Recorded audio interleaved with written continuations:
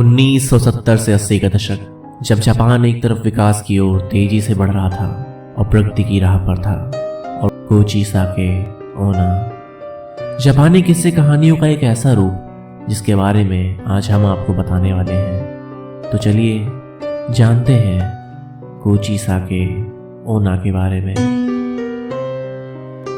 Japan के सुनसान रास्तों पर कोची साके ओना चेहरे पर सर्जिकल मास्क पहने ज्यादातर बच्चों को अपना शिकार बनाती थी। उसका चेहरा सर्जिकल मास्क से ढका रहता था और वो मासूम बच्चों के पास आकर उनसे एक सवाल पूछती थी, क्या मैं सुंदर दिखाई देती हूँ? सुनने में ये सवाल एक मामूली सवाल लगता है, लेकिन इस सवाल का जवाब शायद सबसे मुश्किल हो सकता है, क्योंकि इस सवाल का जवाब आपकी जान ले भी सकता है और बचा भी सकता है। लेकिन परेशानी ये है कि इस सवाल का कोई भी सही जवाब नहीं है, क्योंकि जब कोई इस सवाल का जवाब ना में देता था तो कोची साके कैंची से उस पर वार कर देती थी और उसे मौत के घाट उतार देती थी। और अगर आपने जवाब हाँ में दिया तो वो अपना सर्जिकल मास्क उतार देती थी और अपना बेहद डरावना और जख्मी चेहरा दिखा देती थी। उसका चेहरा दो हिस्सों में बटा रहता था, मानो किसी ने उसका चेहरा पूरी तरह चीर दिया हो। और फिर से वो अपना सवाल दोहराती थी कि क्या मैं अब भी सुंदर दिखाई देती हूँ? कोची साके का डरावना चेहरा देखने के बाद अगर कोई उसका जवाब ना में देता था तो भी वो उसे मौत के घाट उतार देती थी, और अगर हाँ होता तो भी कोची साके अपनी कैंची से जवाब देने वाले के चेहरे पर ठीक अपने ऐसा घाव बना देती थी जिससे लोगों की तड़प कर मौत हो जाती थी। जापान में 1970 के पूरे दशक में इस खौफनाक दहशत की बला थी। खौफ इतना कि लोग अपने घर से बच्चों को बाहर नहीं जाने देते थे, और तो और लोगों ने अपने बच्चों को स्कूल भेजना भी बंद कर दिया था। और कोची साके के शिकार बने बच्चों और कुछ अन्य लोगों की हादसों की कहानियां पूरे अखबार में भरी रहती थी। ऐसे बहुत से लोग थे जिन्होंने ये दावा तक किया कि उन्होंने कोची साके ओना नाम की इस आत्मा को देखा है।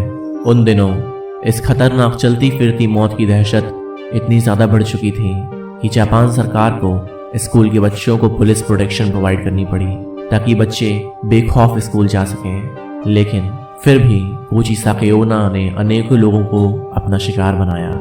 पर आखिर ऐसा करने के पीछे कोची साके का मकसद क्या था?